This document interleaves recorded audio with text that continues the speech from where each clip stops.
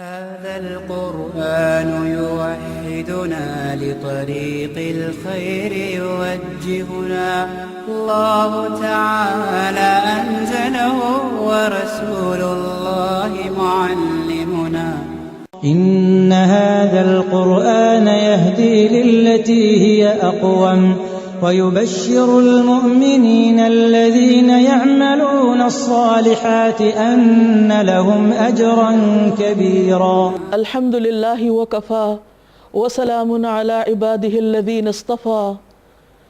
أعوذ بالله من الشيطان الرجيم. بسم الله الرحمن الرحيم. رب اشرح لي صدري ويسر لي أمري واحلل عقدة من لساني يفقهوا قولي. السلام علیکم ورحمۃ اللہ وبرکاتہ. ناظرین، پروگرام فہم القرآن کے سلسلے میں آج ہم تیسرے پارے کا مطالعہ کریں گے. کعب کہتے ہیں کہ قرآن کو لازم پکڑ لو، کیونکہ قرآن عقل کی تیزی، حکمت کی روشنی اور علم کا سرچشمہ ہے، اور اللہ کی طرف سے نازل ہونے والی کتابوں میں سب سے نئی کتاب ہے. اللہ تعالیٰ نے تورات میں یہ بات فرمائی، اے محمد، میں تم پر جدید تورات نازل کروں گا جو نابینا آنکھوں، بہرے کانوں اور غفلت میں پڑے ہوئے دلوں کو کھول دے گی. اللہ تعالیٰ سے دعا ہے کہ واقعی ہمارے دلوں کو کھول دے اور اس کتاب کی ہمیں وہ سمجھ عطا کرے جو اس کو پسند آ جائے اور جس سے ہمیں دنیا اور آخرت میں بہترین فوائد حاصل ہوں. تیسرے پارے کا آغاز ہوتا ہے. اللہ تعالیٰ فرماتے ہیں، تِلْكَ الرُّسُلُ فَضَّلْنَا بَعْضَهُمْ عَلَى بَعْضٍ مِّنْهُمْ مَنْ كَلَّمَ اللَّهُ وَرَفَعَ بَعْضَهُمْ دَرَجَاتٍ وَآتَيْنَا عِيسَى ابْنَ مَرْيَمَ الْبَيِّنَاتِ وَأَيَّدْنَاهُ بِرُوحِ الْقُدُسِ وَلَوْ شَاءَ اللَّهُ مَا اقْتَتَلَ الَّذِينَ مِن بَعْدِ مَا جَاءَتْهُمُ الْبَيِّنَاتُ وَلَكِنِ اخْتَلَفُوا فَمِنْهُمْ مَنْ آمَنَ وَمِنْهُمْ مَنْ كَفَرَ وَلَوْ شَاءَ اللَّهُ مَا اقْتَتَلُوا وَلَكِنَّ اللَّهَ يَفْعَلُ مَا يُرِيدُ. شروع کرتی ہوں اللہ کے نام سے جو بے انتہا مہربان، نہایت رحم فرمانے والا ہے. یہ رسول، ان میں سے ہم نے بعض کو بعض پر فضیلت عطا کی. ان میں سے بعض وہ ہیں جن سے اللہ نے کلام کیا، اور بعض کو بعض پر درجات عطا کیے. ہم نے عیسیٰ ابن مریم کو روشن نشانیاں عطا کی اور روح قدس کے ساتھ ان کی تائید کی. اور اگر اللہ چاہتا تو ممکن نہ تھا کہ ان رسولوں کے بعد جو لوگ نشانیاں دیکھ چکے تھے وہ آپس میں لڑتے، مگر اللہ کی مشیت نہ تھی کہ لوگوں کو جبراً اختلاف سے روکتا. اس وجہ سے انہوں نے باہم اختلاف کیا، پھر کوئی ایمان لایا اور کسی نے کفر کی راہ اختیار کی. ہاں، اللہ چاہتا تو وہ ہرگز نہ لڑتے، مگر اللہ جو چاہتا ہے وہ کرتا ہے. اللہ سبحانہ وتعالیٰ نے انسانوں کی ہدایت کے لیے مختلف ادوار میں مختلف پیغمبر بھیجے، اور ہر دور کے پیغمبر کی اپنے دور کے اعتبار سے ضروریات مختلف تھیں. تو اللہ تعالیٰ نے ان کے مشن کی تکمیل کے لیے ان کے مخصوص حالات کے پیش نظر ان کو مختلف قسم کی خصوصیات سے نوازا. مثلا موسیٰ علیہ السلام کو اللہ سبحانہ وتعالیٰ نے اپنے کلام سے مشرف کیا. اسی طرح عیسیٰ علیہ السلام کو مختلف معجزات عطا کیے گئے، اور اسی طرح دیگر پیغمبر. ان پیغمبروں کے ماننے والوں نے اپنے پیغمبروں کی ان خصوصیات کو اس طرح لیا کہ وہ ان کو لے کر دوسرے پیغمبروں پر ان کی فوقیت جتانے لگے، اور اس طرح باہم لوگوں نے اختلاف کرنا شروع کر دیا. حالانکہ اللہ تعالیٰ نے جس کو جو بھی فضیلت عطا کی وہ اس لیے نہ تھی کہ اس کی بنا پر ان کے فالوورز آپس میں لڑنا شروع کر دیتے، لیکن چونکہ اللہ تعالیٰ نے یہ دنیا امتحان کے لیے بنائی ہے، انسان کو آزادی دی ہے، اس لیے جبراً ان کو اختلاف سے نہیں روکا. حالانکہ بعض اوقات اختلافات لڑائیوں تک جا پہنچے. اللہ تعالیٰ چاہتا تو زبردستی ان کو روک سکتا تھا، لیکن یہ اس کی مشیت کے خلاف تھا.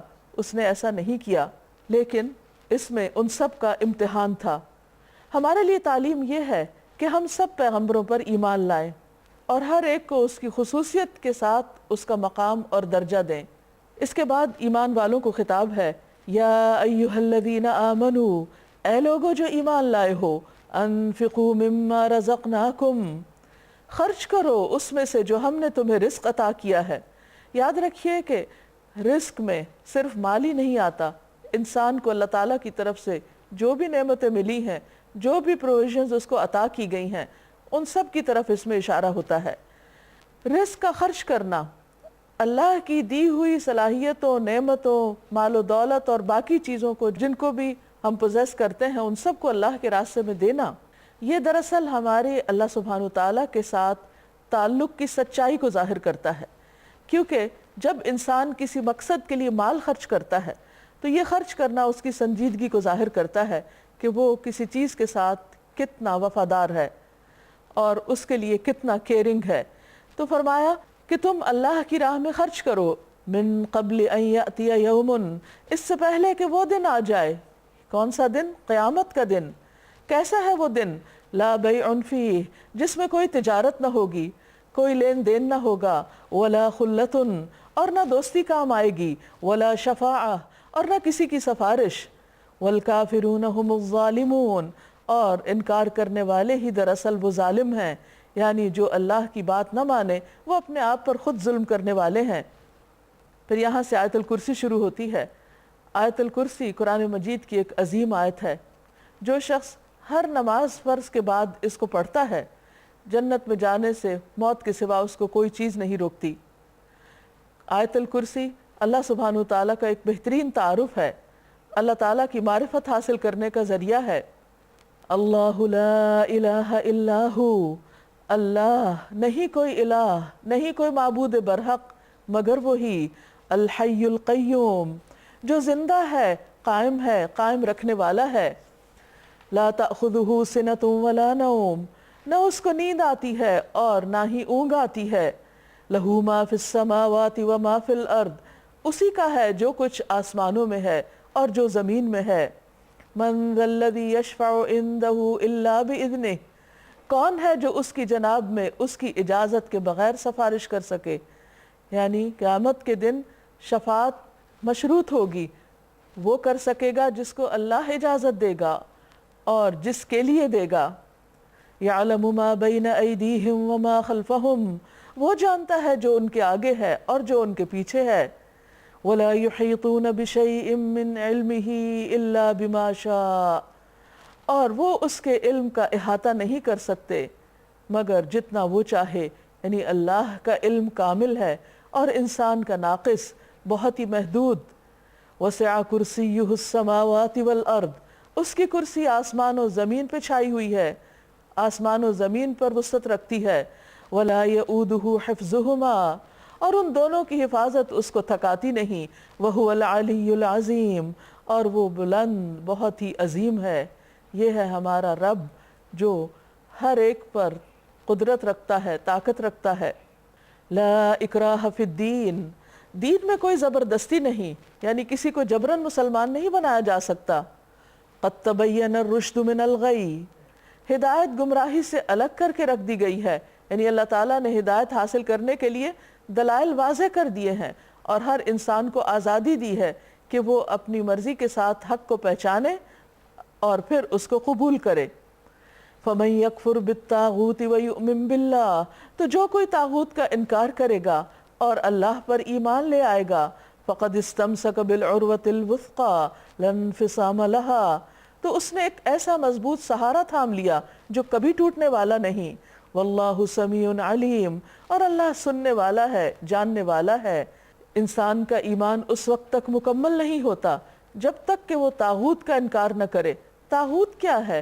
ہر وہ سرکش قوت جو اللہ کی عبادت سے روکے، جن میں سب سے نمبر 1 شیطان ہے، جو انسان کا کھلا دشمن ہے، جو انسان کے راستے پر صراط مستقیم پر بیٹھا ہوا ہے، جو انسان کو اللہ کی طرف جانے سے روکتا ہے۔ لیکن اللہ تعالیٰ اپنے بندوں کا مددگار ہے اور وہ انہیں اس شر سے محفوظ رکھتا ہے۔ اسی لیے فرمایا اللہ ولی الذین آمنوا، اللہ دوست ہے ان لوگوں کا جو ایمان لے آئیں۔ یخرجہم من الظلمات الی النور، وہ ان کو تاریکیوں سے روشنی میں لے آتا ہے۔ والذین کفروا اولیاؤہم الطاغوت، اور وہ لوگ جنہوں نے کفر کیا، انکار کیا، ان کے دوست طاغوت ہیں، وہ اللہ کو چھوڑ کر شیطانوں کو دوست بناتے ہیں، اور وہ شیطان ان کے لیے کیا کرتے ہیں؟ یخرجونہم من النور الی الظلمات، وہ انہیں روشنی سے نکال کر اندھیروں میں لے جاتے ہیں۔ اولئک اصحاب النار، یہی لوگ دوزخ کے ساتھی ہیں، آگ والے ہیں۔ ہم فیہا خالدون، وہ اس میں ہمیشہ رہیں گے۔ اب اس بات کو واضح کرنے کے لیے کچھ مثالیں بیان کی گئی ہیں۔ فرمایا کیا تم نے اس شخص کے حال پر غور نہیں کیا جس نے ابراہیم علیہ السلام سے جھگڑا کیا تھا؟ نمرود کی طرف اشارہ ہے۔ کس بات پہ جھگڑا تھا؟ کہ ابراہیم کا رب کون ہے؟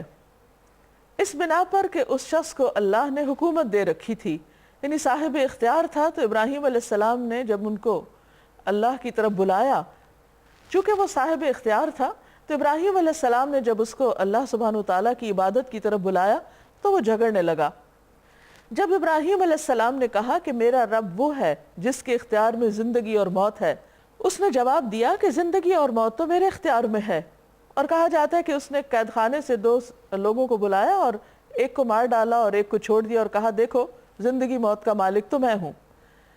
ابراہیم علیہ السلام نے مزید آرگیو نہیں کیا، کہا اچھا اللہ سورج کو مشرق سے نکالتا ہے، یعنی میرا رب وہ ہے جو سورج کے موومنٹ پہ قادر ہے، تو ذرا اسے مغرب سے نکال لا، یعنی اگر تم خود کو خدا سمجھتے ہو تو ایسا کر دکھاؤ۔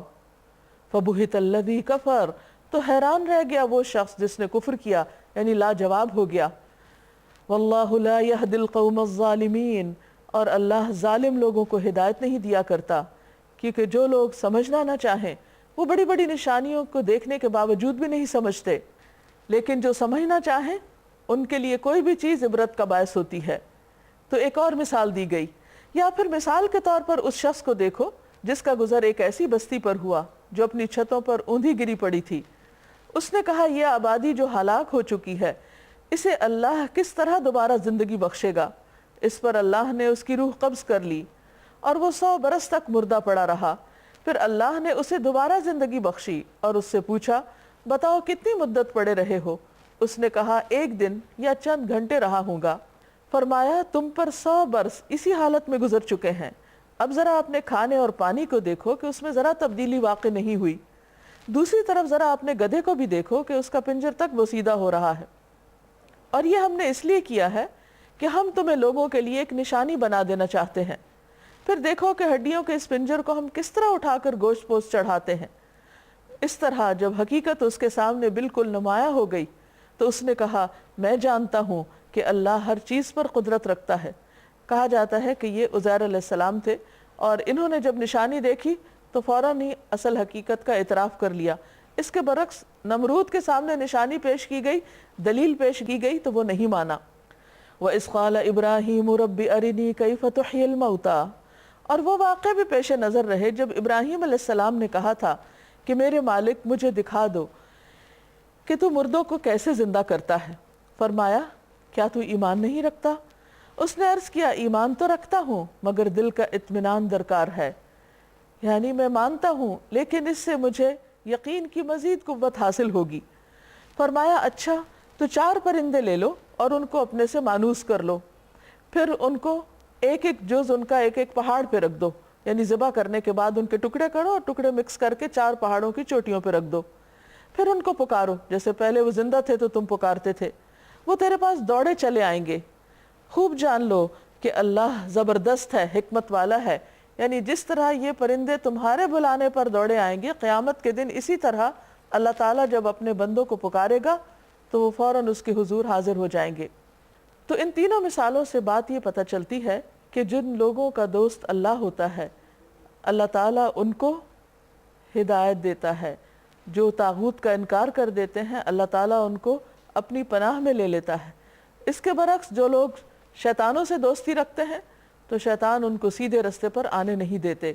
پھر اللہ تعالیٰ اہل ایمان کو جو خرچ کرنے کی بات کی گئی تھی اسی پر مزید مثال کے ساتھ بات سمجھاتے ہیں۔ مثل الذین ينفقون اموالهم فی سبیل اللہ کمثل حبۃ انبتت 7 سنابل فی کل سنبلۃ 100 حبہ، جو لوگ اپنے مال اللہ کی راہ میں خرچ کرتے ہیں ان کے خرچ کی مثال ایسی ہے جیسے ایک دانہ بویا جائے اور اس سے 7 بالیں نکلیں اور ہر بال میں 100 دانے ہوں۔ اسی طرح اللہ جس کے عمل کو چاہتا ہے بڑھا دیتا ہے، کئی گنا کر دیتا ہے۔ اور اللہ وسعت والا، علم والا ہے۔ اگر دیکھا جائے تو دنیا آخرت کی کھیتی ہے، اور اس میں انسان جو بھی عمل کرتا ہے وہ ایک بیج کی حیثیت رکھتا ہے۔ ہم جو بھی اچھا کام کرتے ہیں اور جس کوالٹی کا کرتے ہیں اسی درجے کا پھر اس سے وہ درخت پھوٹتا ہے، اور آخرت میں ویسی ہی کھیتی کاٹیں گے۔ اگر ہمارا عمل اخلاص پر مبنی ہے، اللہ کے لیے ہے، بہترین ہے، اعلیٰ کوالٹی کا ہے، تو ایسا ہی ہے جیسے ہم نے اعلیٰ کوالٹی کا بیج بویا، اور اس سے پھر جو پودا نکلے گا وہ بھی بہت بہترین ہوگا۔ اس کے برعکس اگر انسان ایسا بیج بوئے جو ردی قسم کا ہے، گھٹیا کوالٹی کا ہے، یا کھایا ہوا ہے، تو اس سے یا تو پودا نکلے گا نہیں، یا پھر اگر نکلے گا بھی تو اس سے کوئی پھل پھول نہیں آئیں گے۔ تو اس طرح ہر انسان اس دنیا میں ایک ایسے عمل سے گزر رہا ہے کہ جس کا نتیجہ اس کو کل قیامت کے دن دیکھنا ہی دیکھنا ہے۔ تو یہاں جو لوگ اللہ کی خاطر پورے اخلاص کے ساتھ اور صحیح طریقے پر مال خرچ کرتے ہیں تو ان کا ایک دانہ سینکڑوں میں ملٹیپلائی ہو جاتا ہے، یعنی ایک دانہ سینکڑوں گنا بڑھ جاتا ہے۔ الذین ينفقون اموالهم فی سبیل اللہ ثم لا یتبعون ما انفقوا منا ولا اذی۔ اب صحیح طور پر خرچ کرنے اور صحیح کام کرنے کا طریقہ کیا ہے وہ بتا دیا گیا۔ جو لوگ اپنے مال اللہ کی راہ میں خرچ کرتے ہیں اور خرچ کر کے پھر احسان نہیں جتاتے، نہ دکھ دیتے ہیں، ان کا اجر ان کے رب کے پاس ہے، اور ان کے لیے کسی خوف اور رنج کا موقع نہیں۔ ایک میٹھا بول اور کسی ناگوار بات پر ذرا سی چشم پوشی اس خیرات سے بہتر ہے جس کے پیچھے دکھ ہو۔ اللہ بے نیاز ہے اور بردبار ہے۔ عام طور پر ہوتا یہ ہے کہ انسان جب کسی پر مال خرچ کرتا ہے تو پھر اس پر اپنا حق جتانے لگتا ہے، اور پھر بعض اوقات وہ سمجھتا ہے کہ اب میں اس کو ہر بات کہنے کا حقدار ہو گیا ہوں، اور کبھی وہ مختلف طریقے سے اس کو اذیت دیتا ہے یا کسی بھی شکل میں احسان جتاتا ہے۔ ایسا کرنا اس عمل کے سارے اجر کو، نتیجے کو ضائع کر دیتا ہے۔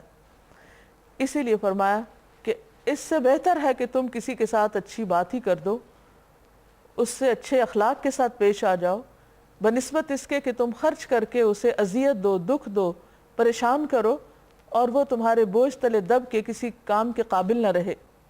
یہاں ہر انسان کا ایک بہت بڑا امتحان ہے، یعنی دنیا میں انسان جب بھی کوئی اچھا کام کرتا ہے تو یہ نہیں کہ ایک دفعہ بیج ڈالنے کے بعد انسان غافل ہو جائے۔ آپ نے دیکھا ہوگا کہ کسان بیج ڈالنے کے بعد مسلسل فکر مند رہتے ہیں، حتیٰ کہ وہ کھیتی کاٹ لیتے ہیں۔ تو اسی طرح ہر انسان کو نیکی کے جو مختلف مراحل ہیں، کسی بھی کام کے جو مختلف درجے ہیں، ہر درجے کے اوپر اس سے محتاط رہنے کی ضرورت ہے۔ نیکی کرنے سے پہلے، نیکی کرتے وقت، نیکی کرنے کے بعد، حتیٰ کہ انسان اپنے رب سے جا ملاقات کرے۔ اور اس میں سب سے زیادہ گناہ انسان کی زبان سے ہوتے ہیں کہ انسان ایک طرف اچھے کام کرتا ہے اور دوسری طرف ایک کڑوی بات کر کے ساری مٹھاس کو ختم کر کے رکھ دیتا ہے۔ تو اس سے منع کیا جا رہا ہے۔ یا ایھا الذین آمنوا لا تبطلوا صدقاتکم بالمن والاذی۔ اے لوگو جو ایمان لائے ہو، اپنے صدقات کو احسان جتا کر اور اذیت دے کر، دکھ دے کر، پریشان کر کے ضائع مت کرو۔ اب یہاں دو چیزیں ہیں، ایک ہے کہ جو خرچ کیا اس خرچ کیے ہوئے کو مینشن کرنا، اور دوسرا یہ کہ خرچ کرنے کے بعد دوسرے کو اپنے زیر دست کرنے کی کوشش کرنا، کنٹرول کرنا اور اس کا جینا دوبھر کر دینا۔ اس شخص کی طرح جو اپنا مال لوگوں کو دکھانے کے لیے خرچ کرتا ہے اور اللہ اور یوم آخرت پر ایمان نہیں رکھتا، کیونکہ اگر ایمان رکھتا ہوتا تو پھر دکھاوے کے لیے نہ کرتا۔ جو لوگ مال دے کر احسان جتاتے ہیں، اللہ تعالیٰ قیامت کے دن ان سے بات نہ کرے گا۔ حدیث میں آتا ہے 3 قسم کے لوگوں سے اللہ تعالیٰ قیامت کے دن بات نہ کرے گا۔ ان میں سے ایک وہ شخص ہے جو کسی کو جو کچھ بھی دیتا ہے احسان جتاتا ہے۔ فَمَثَلُهُ كَمَثَلِ صَفْوَانٍ عَلَيْهِ تُرَابٌ فَأَصَابَهُ وَابِلٌ فَتَرَكَهُ صَلْدًا۔ اس کے خرچ کی مثال ایسی ہے جیسے ایک چٹان تھی جس پر مٹی کی تہ جمی ہوئی تھی، اس پر جب زور کا میंہ برسا تو ساری مٹی بہہ گئی اور صاف چٹان کی چٹان رہ گئی۔ یعنی وہ ظاہری دینداری جو تھی وہ بس ایک دھول کی طرح تھی، جو ایک ہی بارش کا جھونکا آیا اور سب کچھ بہہ گیا، کیونکہ بات اندر نہیں اتری ہوئی تھی، اللہ کی خاطر کام نہیں تھا، اس لیے اس کے کوئی بھی اثرات باقی نہ رہے۔ لا يقدرون على شيء مما كسبوا، ایسے لوگ اپنے نزدیک خیرات کر کے جو نیکی کماتے ہیں اس سے کچھ بھی ان کے ہاتھ نہیں آتا، یعنی اینڈ آف دا ڈے سب صاف ہو چکا ہوگا، ان کے ہاتھ میں کچھ بھی نہیں ہوگا، قیامت کے دن وہ خالی ہاتھ ہوں گے، ان کے اعمال برباد ہو چکے ہوں گے۔ تو گویا تین چیزیں ہو گئیں، دکھاوا، احسان جتانا اور اذیت دینا۔ فرمایا وَمَثَلُ الَّذِينَ يُنْفِقُونَ أَمْوَالَهُمُ ابْتِغَاءَ مَرْضَاتِ اللَّهِ وَتَثْبِيتًا مِّنْ أَنفُسِهِمْ، بخلاف اس کے جو لوگ اپنے مال محض اللہ کی رضا کے لیے دل کے پورے ثبات اور قرار کے ساتھ خرچ کرتے ہیں، یعنی اچھی نیت کے ساتھ اور پورے اطمینان کے ساتھ، ان کے خرچ کی مثال ایسی ہے جیسے کسی سطح مرتفع پر ایک باغ ہو، اونچی جگہ پر، اگر زور کی بارش ہو جائے تو دگنا پھل لائے، اور اگر زور کی بارش نہ بھی ہو تو ہلکی سی پھوار بھی کافی ہو جائے۔ تم جو کچھ کرتے ہو سب اللہ کی نظر میں ہے۔ حدیث میں بھی آتا ہے کہ جو اللہ کی رضا کے لیے مال خرچ کرتا ہے اس پر اس کو اجر ملتا ہے، حتیٰ کہ اگر کوئی شخص اللہ کی خاطر اپنی بیوی کے منہ میں ایک لقمہ بھی دیتا ہے، یعنی اس کو کھلاتا ہے، حالانکہ بیوی کا نان نفقہ اس پر فرض ہے، لیکن وہ خرچ بھی اس کے لیے باعث اجر ہو جاتا ہے، کیونکہ وہ احسان نہیں جتا رہا، وہ اپنا فرض پورا کر رہا ہے اور اللہ کی رضا کے لیے یہ کام کر رہا ہے۔ نبی صلی اللہ علیہ وسلم نے سعد رضی اللہ عنہ سے فرمایا، تم جو کچھ بھی اللہ کی رضامندی حاصل کرنے کے لیے خرچ کرو گے اس پر تمہیں اجر ملے گا، یہاں تک کہ اس لقمے پر بھی تمہیں اجر ملے گا جو تم اپنی بیوی کے منہ میں ڈالتے ہو۔ سوچئے اگر سب لوگ اس جذبے کے تحت اپنے مال خرچ کریں تو گھروں کے اندر کتنی خوشی ہو، کتنا اطمینان ہو، باہم تعلقات کتنے بہترین ہوں۔ عموماً تعلقات کی خرابی کب ہوتی ہے؟ جب انسان تھوڑا سا احسان کر کے زیادہ اذیت دینے لگتا ہے۔ پھر فرمایا کیا تم میں سے کوئی یہ پسند کرتا ہے کہ اس کے پاس ایک ہرا بھرا باغ ہو، نہروں سے سیراب، کھجوروں اور انگوروں اور ہر قسم کے پھلوں سے لدا ہوا ہو، اور وہ عین اس وقت ایک تیز بگولے کی زد میں آ کر جھلس جائے جبکہ وہ خود بوڑھا ہو چکا ہو؟ یعنی جب وہ جوان تھا اس نے باغ لگایا اس لیے کہ بڑھاپے میں آسانی سے آرام سے بیٹھ کے کھائے، لیکن جو ہی وہ بوڑھا ہوا اور اس وقت جب وہ اپنے پھل کا شدت سے محتاج تھا کہ سارا باغ جل گیا، اور اس کے بچے ابھی کم سن ہیں، کسی بھی لائق نہیں، یعنی کوئی بھی اب اس کا مددگار نہیں۔ اس طرح اللہ اپنی باتیں تمہارے سامنے بیان کرتا ہے، شاید کہ تم غور و فکر کرو۔ تو یہ مثال ہے اس شخص کی کہ جو دکھاوے کے لیے مال خرچ کرتا ہے، جب وہ قیامت کے دن سب سے زیادہ محتاج ہوگا اپنے عمل کی جزا کا تو وہاں اس کے پاس کچھ بھی نہ ہوگا، کیونکہ ریاکاری تو سارے اعمال برباد کر دیتی ہے۔ فرمایا الشیطان یعدکم الفقر ویأمرکم بالفحشاء، شیطان تمہیں فقر کا وعدہ کرتا ہے، تمہیں مفلسی سے ڈراتا ہے کہ تم فقیر ہو جاؤ گے، اور شرمناک طرز عمل اختیار کرنے کی ترغیب دیتا ہے، یعنی گھٹیا چیزیں دینے کے لیے کہتا ہے یا پھر فضول فحش چیزوں پر خرچ کرنے کے لیے اکساتا ہے۔ مگر اللہ تمہیں اپنی بخشش اور فضل کی امید دلاتا ہے۔ اللہ بڑا فراخ دست اور دانا ہے، جس کو چاہتا ہے حکمت عطا کرتا ہے، اور جس کو حکمت ملی اسے حقیقت میں بڑی دولت مل گئی۔ ان باتوں سے تو صرف وہی لوگ سبق لیتے ہیں جو عقل مند ہوں۔ اب حکمت کیا چیز ہے؟ حکمت کہتے ہیں رائٹ ٹائم پر رائٹ ڈیسیژن لینا، چیزوں کو ان کی صحیح جگہ پر رکھنا، جو کام جس وقت کرنا چاہیے اسی وقت کرنا، صحیح قوت فیصلہ کا ہونا۔ جس شخص کو یہ صفت مل جائے وہ دراصل بہت بڑی دولت پا گیا، وہ انتہائی خوش قسمت ہے، کیونکہ پھر اس کے زندگی کے سارے فیصلے بہترین ہوں گے۔ اب دیکھیے کہ ہمارا کل کا عمل جو ہے یا آخرت کی جو جزا ہے وہ اس پر ڈیپینڈ کرتی ہے کہ ہم نے کوئی بھی کام جب کیا تو نمبر 1 کیوں کیا، اور پھر نمبر 2 کیسے کیا، اس کا طریقہ کیا تھا۔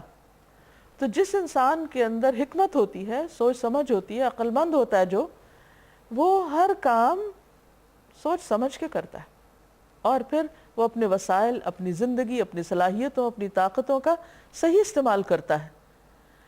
وہ پرائرٹائز کر سکتا ہے، وہ اپنی ترجیحات کا تعین کر سکتا ہے کہ میرے لیے آخرت کے اعتبار سے زیادہ نفع مند چیز کون سی ہے۔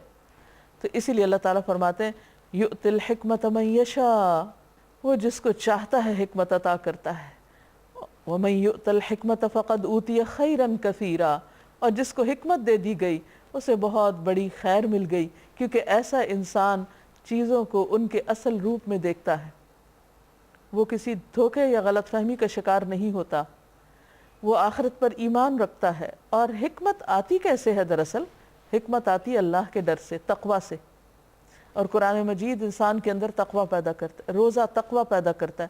اللہ تعالیٰ نے عبادات کا جو حکم دیا ہے وہ بھی اس لیے ہے کہ ہمارے اندر تقوی پیدا ہو۔ جب یہ تقوی آتا ہے تو پھر انسان کو حکمت بھی نصیب ہوتی ہے، اور ان سب باتوں سے نصیحت اور صحیح بصیرت اور صحیح قوت فیصلہ اور یہ تمام چیزیں انہی کے اندر ہوتی ہیں جو عقل مند ہوتے ہیں۔ وَمَا أَنفَقْتُم مِّن نَفَقَةٍ أَوْ نَذَرْتُم مِّن نَذْرٍ فَإِنَّ اللَّهَ يَعْلَمُهُ، اور تم جو بھی کچھ خرچ کرو اور جو بھی نظر مانو تو بے شک اللہ اس کو جانتا ہے۔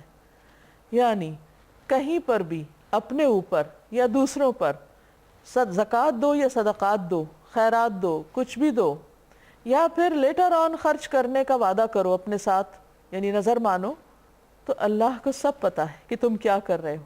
یعنی انسان کی مال کے سلسلے میں یا کسی بھی چیز کو دینے کے سلسلے میں جو سوچ ہوتی ہے، جو موومنٹ ہوتی ہے، جو طریقہ کار ہوتا ہے، سب اللہ کی نگاہ میں ہوتا ہے، کیونکہ اس پر انسان کی جزا مرتب ہوگی کہ کل اس کو کیا ملے، وہ کس اجر کا مستحق ہے، وہ کس مقام کا مستحق ہے، اسے کیا ملنا چاہیے۔